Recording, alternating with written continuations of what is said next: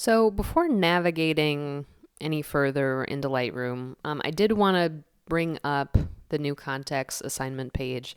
You can see that the requirements of the assignment ask for that contact sheet of at least 50 images. And I'd like you to name it last name underscore first name underscore new context underscore contact sheet. So I could do that now. I'll probably wait just a second to do that. But I also want you to submit at least one edited image as your final piece via Canvas as a JPEG. So that's the next part of this process I'll walk you through. Remember, if you would like to submit more than one, if you think conceptually your project would benefit from more than one, or if you simply are conflicted and would like to submit multiple options, remember that you can.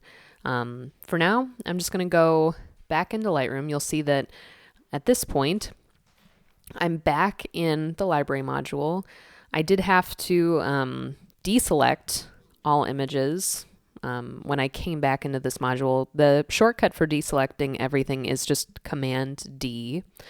So I had prepared a collection just of images that I thought could be a good potential final piece for this project. Again, conceptually, it doesn't totally work for the ideas of new context, but just let's again pretend that these are our options.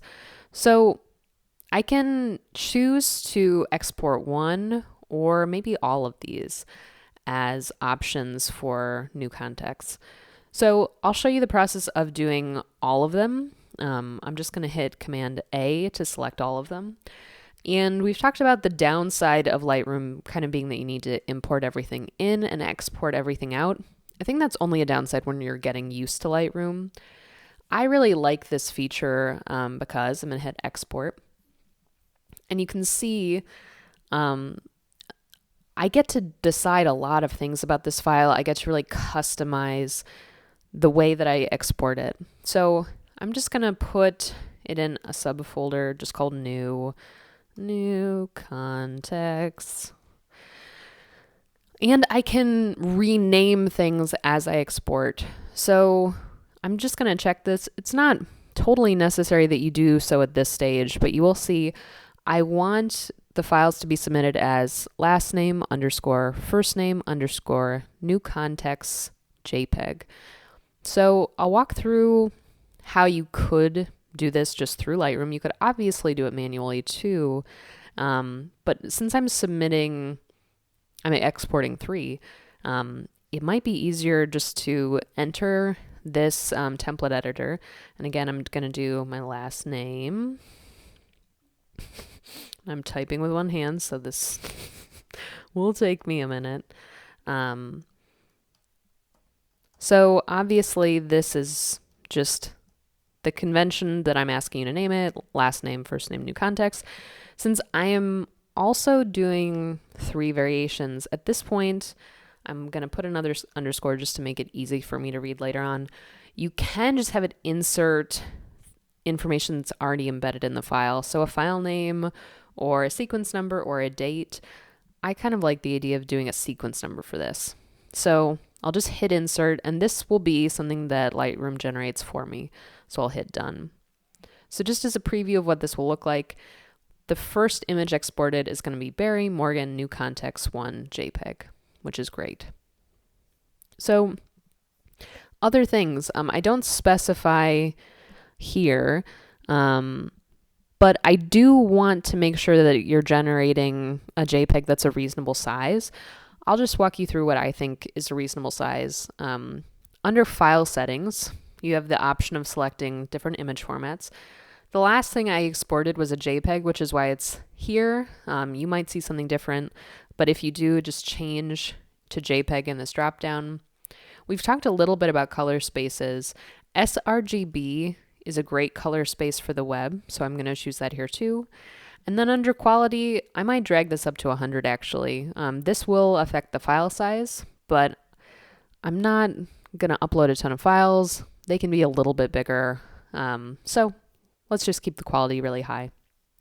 Here in image sizing, I'm just going to uncheck this and then recheck it so you can see you can elect to resize to fit. And I really like doing this. This is a function I use in export quite a bit, where I just tell it that the long edge of my image should be about 1920 pixels at a resolution of 240 pixels per inch.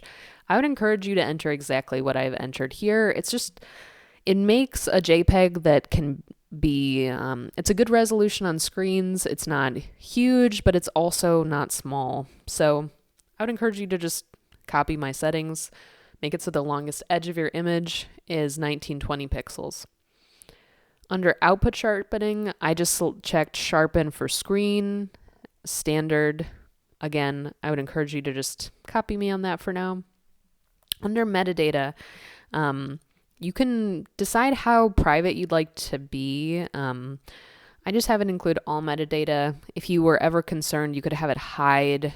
Sometimes people don't like things like location to be embedded in an image, so you could have that removed. I don't include a watermark. Under post-processing, after export, it's defaulting to do nothing.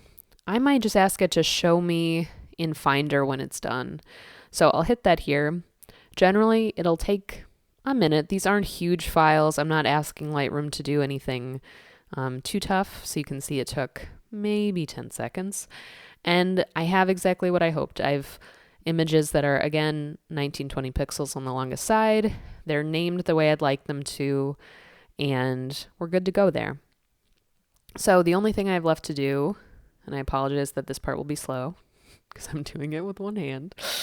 I'll just enter, again, my last name. This is really, it's a good practice to get in. It also helps me when I'm grading so that all of your files are next to each other and I'm not grumpy by the time I find it. That also helps you. So now I have my contact sheet. I can drag that into the folder with my exported images.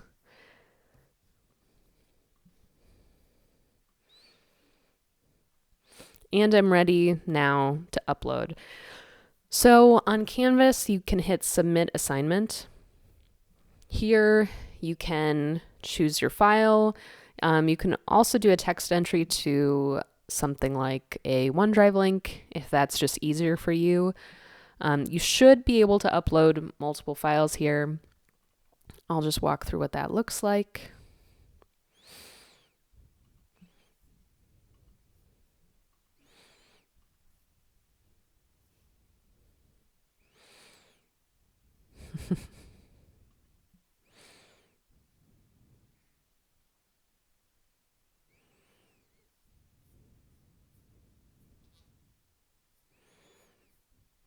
So it only accepted 2 of my files.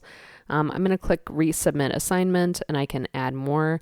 The other thing is, if this happens to you, feel free to just email me the files that weren't able to upload. I've noticed from talking to students, this feature on Canvas often kind of bugs out.